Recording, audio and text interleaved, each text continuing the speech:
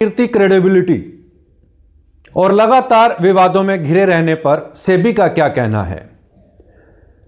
क्या कहना है सेबी का कि क्वालिटी को लेकर के हाल फिलहाल के अंदर में जो हल्दी को लेकर के विवाद पैदा हुआ, उस पर सेबी चेयरमैन का क्या कहना है,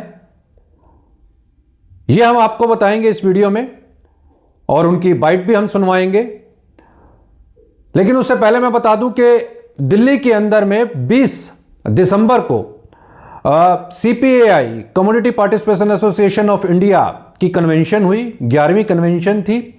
उसमें सेबी चेयरमैन तुहिन कांता पांडे जी आए थे और उनसे जब यह सवाल मैंने किया कि कमोडिटी एक्सचेंजेस की लगातार क्रेडिबिलिटी नीचे जा रही है, क्वालिटी को लेकर के इश्यूज आते हैं, वेयर हाउसेस के अंदर में एनसीडीएक्स के जो माल रखा रहता है, जब उसकी डिलीवरी देने की बात आती है, तब क्या सेबी की कोई ऐसी कमेटी है जो उसका ऑडिट करती है?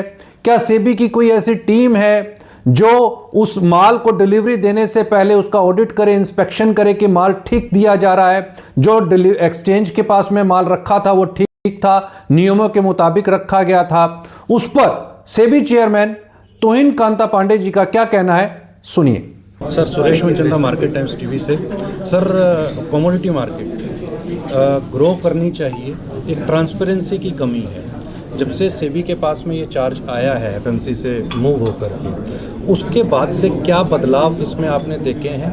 और दूसरी सबसे बड़ी चीज़ जो एग्री कमोडिटी पर्टिकुलरली है, वो कहीं ना कहीं स्टेक के ऊपर पे रहती है, उसमें ट्रांसपेरेंसी की एक कमी है। और इसी के साथ जुड़ा हुआ एक और सवाल है, क्या सेबी वेयर हाउसेज के बीच के अंदर में जो सामान माल रखा जाता है, जो डिलीवरीज आती हैं एग्री कमोडिटीज़ की, उसकी क्या ऑडिट करता है? उसके पास कोई ऐसी टीम जो वहाँ जा कर के इंस्पेक्शन करती है? कमोडिटीज़ मार्केट में ट्रांसपेरेंसी है और उसकी कमी नहीं है।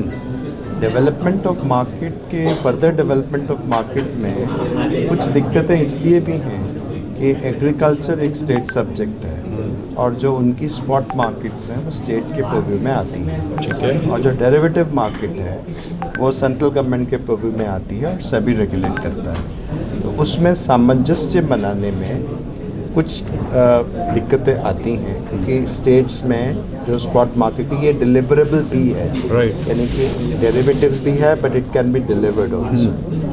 सो एक तो इसमें तो कहीं हमने एक वर्किंग ग्रुप बनाया है जिसमें कि वो सारी दिक्कतों को देख, और इस वर्किंग ग्रुप में हमने फार्मर्स और फार्मर्स के रिप्रेजेंटेटिव्स को भी शामिल किया है, क्योंकि बहुत से एफपीओज भी इसमें काम करते हैं, लेकिन उनकी कुछ दिक्कतें हैं, मार्जिनिंग की दिक्कत है, कुछ उसमें और भी रेगुलेशंस की दिक्कत है और स्टेट से सामंजस्य बनाने की दिक्कत है।